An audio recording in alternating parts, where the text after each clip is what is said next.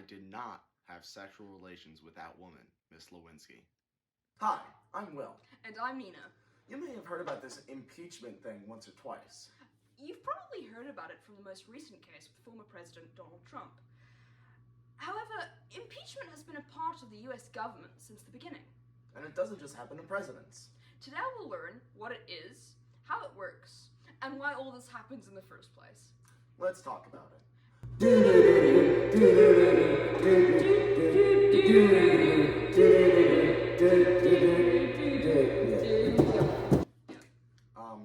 The Constitution gives Congress the right to impeach and remove certain people from office.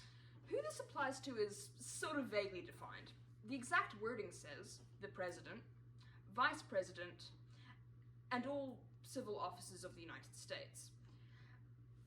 As you can assume, this is not really a descriptive title, and it's only really been used against congressmen and judges in the past.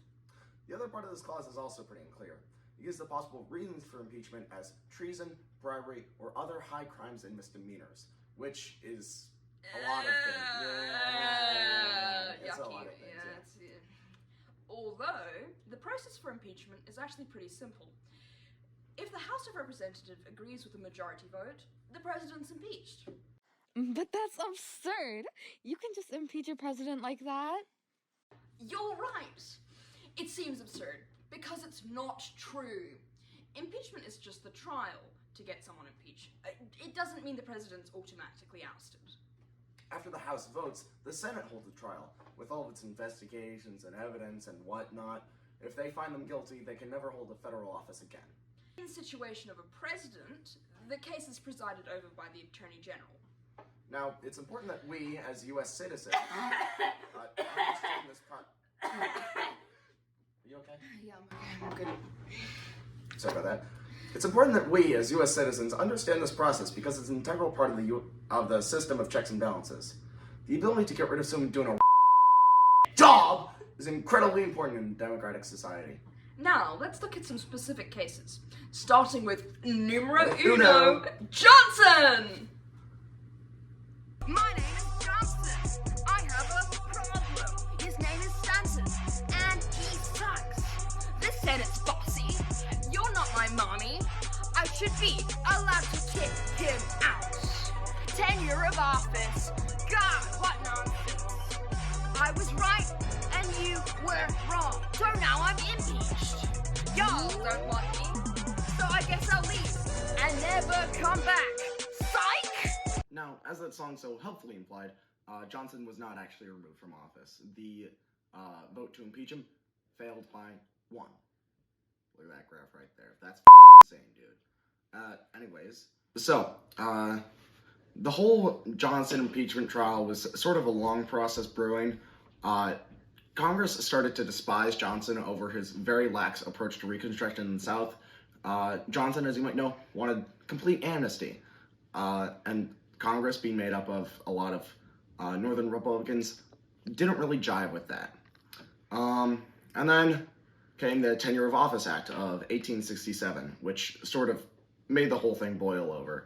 Basically, the act says that the president can't remove federal officers from office without consent of the Senate.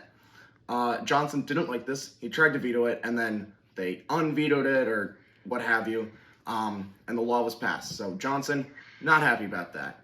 And then comes his Secretary of Defense, Edwin Stanton. Edwin Stanton was very pro-Tenure of Office Act, and it was sort of just pissing off Johnson in general, so Johnson was like, hey, Stanton, get the hell out of here. Congress didn't like that. They filed impeachment, went right through the House of Representatives, and then on to the Senate, where, as we just said, it failed. So, Johnson was still in Congress. I actually have a very interesting document. Can anyone here guess what it is? So, what I have here is actually the congressional record from Johnson's impeachment trial, proceedings and debates of the 117th Congress first session. And this is a very dramatic document. You kind of feel like there's a lot of sass. It would make a very good episode of Real Housewives of New Jersey or something if New Jersey was Washington, D.C., and housewives were senators, but anyways. One of the highlights, Mr. Manager Raskin, here's what he said. Senators, the president was impeached by the U.S. House of Representatives on January 13th for doing that. You ask what a high crime and misdemeanor is under our Constitution. That is a high crime and misdemeanor. If that is not an impeachable offense, then there is no such thing. This whole document is incredibly long, way too long. One of the senators even says that. I know this is a lot to listen to at once, a lot of words, but words are what make our Constitution. Now let's move on to a more contemporary case, Donald Trump. Hi, Future Nina here. The audio in the original clip of me explaining Trump's impeachment got corrupted, so I'll summarize it for you now. In 2019, Donald Trump was found making calls with the Ukrainian president, Vladimir Zelensky, pressuring Ukraine to investigate his political rival, Joe Biden, and his son Hunter Biden, along with the results of the 2016 presidential elections. Trump was accused of withholding military aid, leverage to get information from Ukraine, and blocked witnesses and documents from Congress. This led to 2 articles of impeachment: abuse of power and obstruction of Congress. Once it was moved to the Senate for trial, a 2/3 majority is needed to convict and remove a president from office. But the Senate ultimately acquitted Trump on both charges. In Trump's second impeachment, the House of Representatives accused Trump of inciting insurrection following the Capitol riot on January 6th, 2021. Claiming Trump's rhetoric at a rally prior to the riot encouraged his supporters to storm the Capitol, disrupting the certification of the 2020 presidential elections and endangering the lives of lawmakers and Vice President Mike Pence. The case then went to the Senate for trial, but this time Trump had already left office. However, the Senate still had the power to bar him from holding future federal office. Despite some bipartisan support for conviction, the Senate ultimately fell short of the 2/3 majority needed to convict Trump. Thus, he was acquitted for a second time.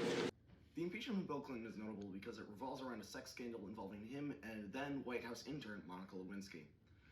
During Clinton's run for re-election, he was also on trial for the sexual harassment of one Paula Jones. During that same time, evidence came out that he had a sexual relationship with Lewinsky during his first term. Both Clinton and Lewinsky denied it. But then the FBI recorded Lewinsky discussing her relationship with Bill Clinton in private. Lewinsky then admitted to it, and Bill Clinton admitted to lying under oath.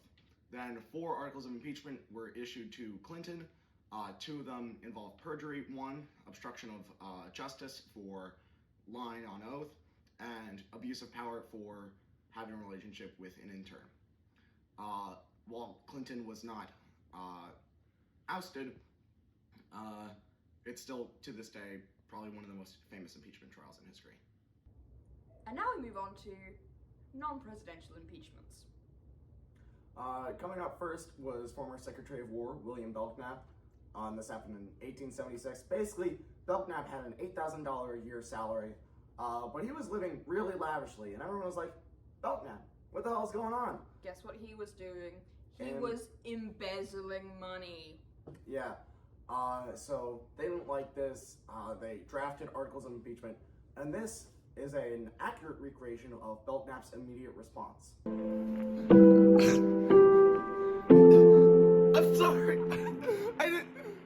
I'm sorry. Despite resigning immediately before the trial, Belknap was still convicted and found guilty. Yeah. He got impeached. The first case of impeachment in U.S. history was the trial of Senator William Blount in 1799.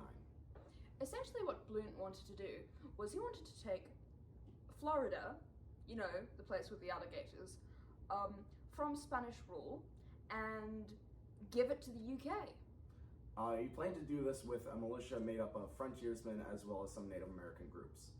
Obviously, the Senate found out about this and kicked him out.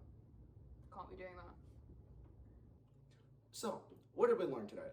We learned that impeachment is the process of putting a civil officer on trial to remove them from their position. We learned that impeached officials cannot hold office ever again. We learned that there have been 3 cases of presidential impeachment in U.S. history. One of them, Trump, was impeached twice. And we learned that impeachment doesn't just apply to presidents. Anyone from senators to judges to officers can all be impeached. Thank you for watching.